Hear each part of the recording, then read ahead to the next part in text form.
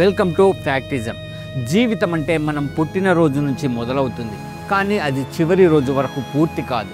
మన పుట్టినరోజుని మనం సెలబ్రేట్ చేస్తాం, పెళ్లి రోజును పెద్దగా ప్లాన్ చేస్తాం, కానీ ఒకే ఒక రోజు మాత్రం ఎవ్వరూ ప్లాన్ చేయరు. అదే మన చివరి రోజు.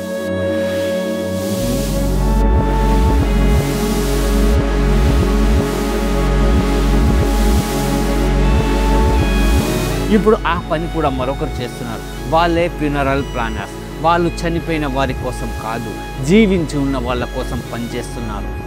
ఒకప్పుడు పల్లెలో ఎవరైనా పోయినా మొత్తం ఊరు వచ్చేది, కానీ ఇప్పుడు నగరాల్లో ఎవరైనా చనిపోతే ఎవరెవరు వస్తారో తెలియదు. తల్లిదండ్రులేమో హైదరాబాద్లో, పిల్లలు న్యూయార్క్లో, స్నేహితులు బిజీ, బంధువులు ఆన్ మ్యూట్. ఇక లాజిస్టిక్, అంబులెన్స్ ఎక్కడ, పురోహిత్ ఎప్పుడొస్తాడు, స్లాట్ ఎక్కడ దొరుకుతుంది. ఇలాంటి సమయంలో ఒక్క కాల్ చేస్తే చాలు వచ్చి నిలబడే వాళ్ళే ఫ్యూనరల్ ప్లానర్స్. వాళ్ళు కన్నీళ్లు తుడవలేరు, కానీ ఆ కన్నీళ్ళ వెనుక ఉన్న బాధని మాత్రం సులభం చేస్తారు. ముంబైలో ఒక ఫ్యామిలీ ఉంది. తండ్రి గారు అకస్మాత్తుగా వెళ్ళిపోయారు, పిల్లలేమో అమెరికాలో, తల్లి ఇక్కడ ఒంటరిగా. ఆ సమయంలో ఈ సంస్థ వాళ్ళు వచ్చారు. వాళ్ళే అంబులెన్స్ పంపారు, డాక్యుమెంట్స్ సిద్ధం చేశారు, పూజా సామాగ్రి మొత్తం తెచ్చారు. అన్ని పనులు చేసి తల్లి పక్కన సైలెంట్గా నిలబడ్డారు. తర్వాత ఆ తల్లి చెప్పిన మాట, మా ఇంట్లో ఎవరూ లేరనుకున్నాను, కానీ ఆ రోజు నా కొడుకుల్లా వీళ్ళు వచ్చారు. అదే బాస్, వాళ్ళు గ్రీఫ్ మేనేజర్స్ కాదు, హ్యుమానిటీ మేనేజర్స్. ఇవాళ ఈ సేవ అందిస్తున్న వారు ఎవరంటే, ఒకప్పుడు చిన్న పూజా సామాగ్రి షాపులు నడిపిన వాళ్ళు, కొంతమంది ఈవెంట్ మేనేజర్స్, మరికొంతమంది వాలంటీర్ గ్రూప్స్. ఇవాళ వీళ్ళందరూ కలిసి ఒక కొత్త రంగం సృష్టించారు, ఎండ్ ఆఫ్ లైఫ్ సర్వీసెస్. మనం ఒకప్పుడు ఓన్లీ వెడ్డింగ్ ప్లానర్స్ గురించే విన్నాము, ఇప్పుడు వీళ్ళు ఫైనల్ జర్నీ ప్లానర్స్. వీళ్ళ వద్ద 24 గంటల స్టాఫ్ స్టాండ్ బై ఉంటుంది. ఎక్కడైనా కాల్ వస్తే ఆ కుటుంబం దగ్గరికి వెళ్తారు. ఇది బిజినెస్ కాదు, వీళ్ళు చెప్పేది ఒకే ఒక మాట, చనిపోవడం సహజం, కానీ ఆ చివరి ప్రయాణం గౌరవంగా జరగాలి. వీళ్ళ సేవలో అంబులెన్స్ బుకింగ్, పూజారిని నియమించడం, cremation slot, live stream, condolence QR, eco friendly URN అన్నీ ఉంటాయి. ఒక కొత్త కాన్సెప్ట్ కూడా ఉంది, సీడ్ యూఆర్ఎన్ అంటే బూడిదని చెట్టుగా మార్చడం, మరణం తర్వాత కూడా జీవితం పుట్టేలా చేయడం. ఏదో ఒక విధంగా చివరి శ్వాస కూడా ఒక కొత్త ఊపిరిగా మారుతుంది.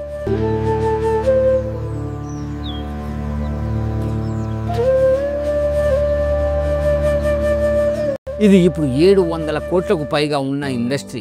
ప్రతి సంవత్సరం 25% పెరుగుతుంది, కానీ డబ్బు కన్నా విలువలు ఎక్కువ. అదే మనుషుల బంధం. ప్రతి నగరంలో ప్రతిరోజు ఎక్కడో అక్కడ కొందరు ఊపిరి ఆగిపోతుంది. ఆ క్షణం ఆ కుటుంబం తడబడుతుంది. అప్పుడు ఈ ప్లానర్స్ ఇంటి గుమ్మం ముందు నిలబడతారు. ఎవరు మర్చిపోయినా వారు గుర్తు చేస్తారు, మీరు ఒంటరిగా లేరు, మేమున్నామని. మన పౌరాణిక కథల్లో కూడా యాత్ర అంటే సాక్రెడ్ జర్నీ, అంతిమ యాత్ర అంటే మన జీవితం యొక్క సమాప్తి మాత్రమే కాదు, ఒక కొత్త ఆరంభం కూడా. అందుకే చాలా ఫ్యూనరల్ ప్లానర్స్ ఇప్పుడు ఎకో రిచువల్ చేయిస్తున్నారు. తులసి నాటించడం, గంగా జలంతో ఆఖరి స్నానం చేయడం, యాష్ ట్రీ ప్రాజెక్ట్స్ వంటి వాటితో మనసు తేలిక చేస్తారు. అదే ఆధ్యాత్మిక science, death to rebirth, loss to peace. వీళ్ళు దుఃఖాన్ని తొలగించలేరు, కానీ దుఃఖంలో సాంత్వనని కల్పిస్తారు. ఒక చిన్న కుర్రాడు చెప్తున్నాడు, నాన్నగారు వెళ్ళినప్పుడు నేను అక్కడ లేను, కానీ ఆ లైవ్ స్ట్రీమ్ చూసినప్పుడు ఆయనకు చివరిసారి నమస్కారం చెప్పగలిగాను. ఇది టెక్నాలజీ కాదు, ఇది హ్యుమానిటీ యొక్క కొత్త రూపం.